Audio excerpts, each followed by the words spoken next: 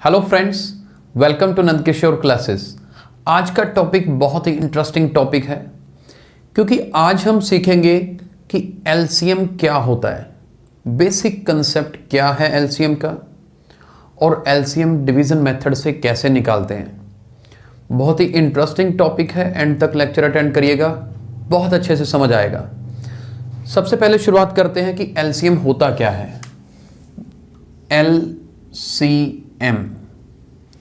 LCM की पहले तो फुल फॉर्म पता होनी चाहिए। एलसीएम की फुल फॉर्म क्या है जी? Least common multiple. Least common multiple या फिर लोएस्ट कॉमन मल्टीपल भी बोलते हैं। अब लीस्ट कॉमन मल्टीपल, इसका मतलब समझते हैं। एलसीएम हमेशा कुछ नंबर्स का निकाला जाता है। जैसे कि मैं अगर एग्जांपल में 2 नंबर ही लेके चलूं और इजी नंबर लेते हैं ताकि बेसिक कंसेप्ट अच्छे से क्लियर हो। लीस्ट कॉमन मल्टीपल मान लो हमें निकालना है किसका, मैं यहां लिख रहा हूं 2 और 4 का। मान लीजिए 2 और 4 का लीस्ट कॉमन मल्टीपल हमें निकालना है। वर्ड बाय वर्ड इसका मतलब समझते हैं। सबसे पहले आते हैं मल्टीपल पे। मल्टीपल क्या है? मेरे पास 2 नंबर है 2 और 4, मतलब मुझे दोनों का पहले तो मल्टीपल्स लिखो। मल्टीपल्स अगर मैं इजी भाषा में बोलूं तो आप इनके टेबल्स लिख दीजिए, वो सारे मल्टीपल ही तो हैं। 2 के मल्टीपल्स लिखते हैं। 2 के मल्टीपल्स होंगे 2, 4, 6, 8, 10, 12, 14, चलते जाइए इस तरह से। और अगर मैं 4 की बात करूं तो 4 के मल्टीपल्स लिखते हैं। 4 के मल्टीपल्स क्या होंगे? 4, 8, 12, 16, लाइक दिस। ये भी चलते जाएंगे। मल्टीपल का मतलब क्लियर हुआ, ये मल्टीपल्स होते हैं। फिर बात करते हैं कॉमन की। कॉमन मतलब जो दोनों में आए, ऊपर वाले में भी आए, नीचे वाले में भी आए। चलो उनको सर्कल कर लेते हैं। जैसे कि 4 को सर्कल कर दिया, 8 को सर्कल कर दिया, ये कॉमन है, देखो दोनों में आ रहे हैं। 12, यहाँ 16 है, अगर मैं वहाँ लिख दूँ तो वो भी सर्कल करना पड़ेगा। खैर जो लिखा है एक बार उनको सर्कल कर दिया, तो ये कॉमन का मतलब हो गया। जो कॉमन है उनको निकाल लीजिए। फिर आता है लीस्ट, कि जो कॉमन है इनमें सबसे छोटे वाला कौन सा है। लीस्ट का मतलब स्मॉलेस्ट वैल्यू। स्मॉलेस्ट है 4, that means LCM of 2 and 4 is 4। ये 4 पहले मैंने मल्टीपल्स लिखे, फिर उनमें से कॉमन ढूंढे, फिर उनमें से जो सबसे स्मॉलेस्ट है, सबसे लीस्ट है, वो इसका LCM है। तो ये है बेसिक कंसेप्ट LCM का, जिसमें आपको मल्टीपल्स में से कॉमन वाला लोएस्ट निकालना होता है। अब हर बार आप टेबल तो लिखेंगे नहीं, कोई भी वैल्यूज का अगर एलसीएम निकालना आ जाए, हर बार टेबल्स लिखने पॉसिबल नहीं है कि आप स्टेप बाय स्टेप लिस्ट निकालने लग जाएं, तो कोई ना कोई मेथड्स भी होंगे। तो हम डिवीजन मेथड पढ़ने वाले हैं। बहुत ही इंटरेस्टिंग मेथड है डिवीजन मेथड, बहुत इंटरेस्टिंग है, इसको ढंग से सीखिएगा। ठीक है, मैं अभी डिवीजन मेथड से इसी क्वेश्चन को करके दिखाता हूं, फिर बड़ी वैल्यूज लेके करेंगे और बहुत ही आसानी से होगा। ठीक है जी, मैं मेथड का नाम बोर्ड पे जरूर लिख देता हूं। मेथड का नाम है डिवीजन मेथड। ठीक है जी। अब 2 और 4 का, जैसे 2 और 4 का एलसीएम निकालना था, डिवीजन मेथड से कैसे निकालेंगे ये देखिए। आपको क्या करना है, ये लिखिए 2, 4, दोनों नंबर्स यहां पर लिख दीजिए एक बार। अब 2 और 4 देखो, आपने स्टार्ट कैसे करना है। आपको ऐसा नंबर लेना है जो इन दोनों को डिवाइड करे। अब 2 और 4 डिवाइड कौन से नंबर से होता है? 2 से डिवाइड होता है। जिससे डिवाइड होता है वो नंबर यहां लिखिए। 2 टाइम 1 इज 2, 2 टाइम 2 इज 4। अब आगे देखो, ये दोनों नंबर 1 और 2 अब आगे किसी कॉमन टेबल पे तो डिवाइड नहीं होते, कॉमन नंबर से डिवाइड नहीं होते, तो बस यहीं छोड़ दीजिए। और हमें क्या करना है, एलसीएम लिखना है। कैसे? एक तो लिखना है जो इधर वैल्यूज आई हैं, जैसे यहां पर 2 आया है, और यहाँ की जो लास्ट लाइन है, जैसे 1 और 2 है ना, लास्ट लाइन L बनाना होता है ऐसे, यानी कि इसको और इनको मल्टीप्लाई करना है। देखो एलसीएम हमारा क्या आया, 4 ही आया।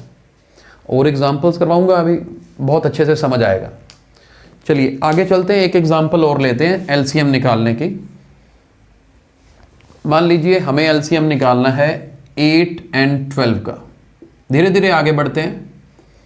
अब 8 और 12 कोई कॉमन नंबर है जिनसे ये दोनों डिवाइड होते हैं? बिल्कुल होते हैं। 4 से डिवाइड होता है, तो मैं 4 से कर देता हूं। 4 टाइम 2 इज 8, 4 टाइम 3 इज 12। अब 2 और 3 तो आगे किसी भी कॉमन नंबर से डिवाइड नहीं होते, यही छोड़ देंगे। तो 8 और 12 का एलसीएम क्या होगा? ये वाला 4 लिखना है, मल्टीप्लाई ये 2 और 3 दोनों से मल्टीप्लाई करना है। 4 टाइम 2 इज 8, 8 टाइम 3 इज 24। तो 8 और 12 का एलसीएम कितना होगा? 24 होगा। अभी इसी क्वेश्चन में कई बार आपके दिमाग में ये भी आ सकता है कि सर 4 से करना क्या जरूरी है? नहीं, 4 से करना जरूरी नहीं है। आपके दिमाग में अगर 4 ना आए, कई बार 2 आ जाता है दिमाग में कि सर 2 से डिवाइड होता है, तो 2 से कर दीजिए, कोई प्रॉब्लम नहीं है।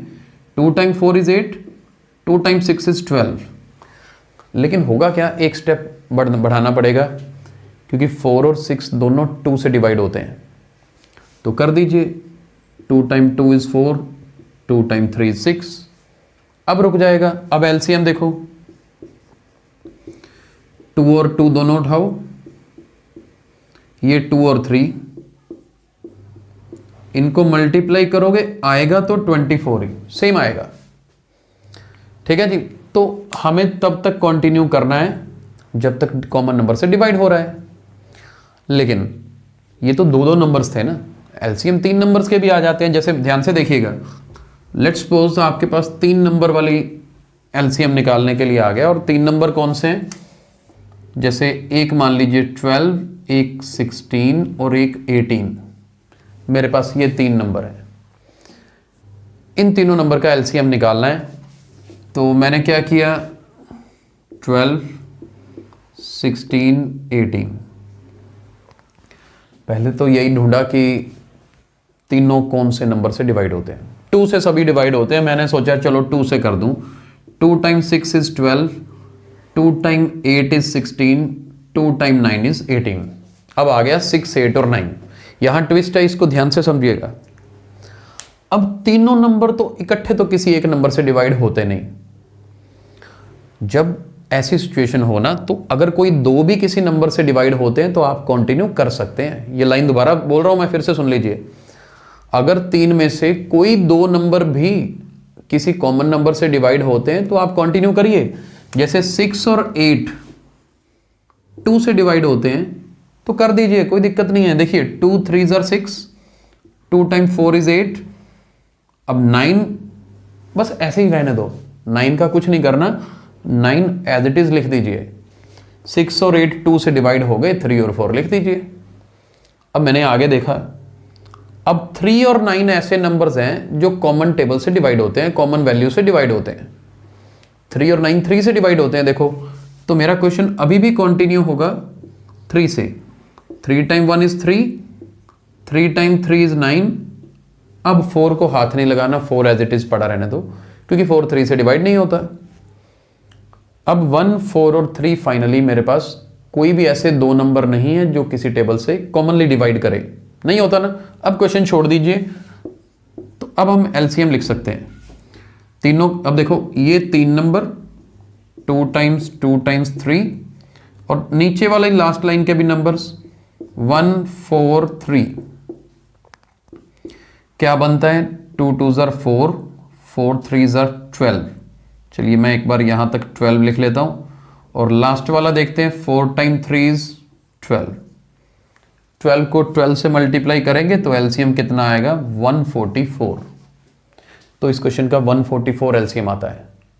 एक लास्ट क्वेश्चन करने वाले हैं, आप इसको ध्यान से देख लीजिए, स्क्रीनशॉट ले सकते हैं। लास्ट क्वेश्चन आज के लेक्चर का 3 डिजिट्स वाला ही लेते हैं, 3 नंबर्स वाला ही। मान लीजिए एक एग्जांपल ले लेते हैं 20, 24 और 28, ठीक है जी, 20, 24, 28 ले लिया। देखते हैं कैसे।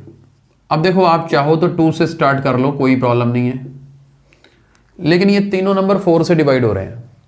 जब ये तीनों 4 से डिवाइड हो रहे हैं तो मैं 4 से कर सकता हूं, मैं करूंगा भी 4 से ही, क्योंकि स्टेप्स कम होंगे। 4 5 आर 20, 4 6 आर 24, 4 7 आर 28। एक स्टेप में क्वेश्चन हो गया, क्योंकि डिनोमिनेटर यहां पर देखिए 5 6 और 7 आ गया। 5 6 और 7 कॉमनली किसी भी नंबर से डिवाइड नहीं होते, तो इसका मतलब मेरा एलसीएम सीधा ही बन सकता है, ये वाला 4 लेना है, उसे मल्टीप्लाई करना है इन तीनों से।